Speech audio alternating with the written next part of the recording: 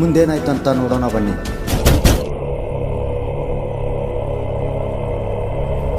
ಯಾರು? ಭೀಮಾ ಸ್ವಪ್ನ ಎಲ್ಲಿದ್ದು ಕರೆದುಕೊಂಡು ಬಾ.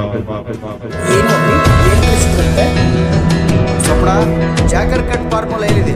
ಸೂಕ್ಷ್ಮವಾಗಿ ಅಬ್ಸರ್ವೇಷನ್ ಮಾಡಿದಾಗ ಸಡನ್ ಆಗಿ ಅವಳ ಮೇಲೆ ಏನೋ ಒಂದು ಆತ್ಮ ಬಂದಂಗೆ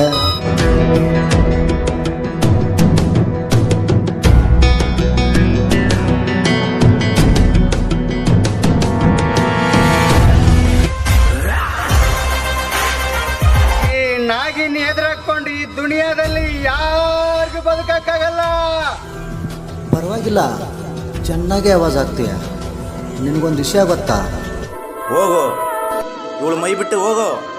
ಹ್ಞೂ, ಏಯ್ ಯಾರೋ ನೀನು?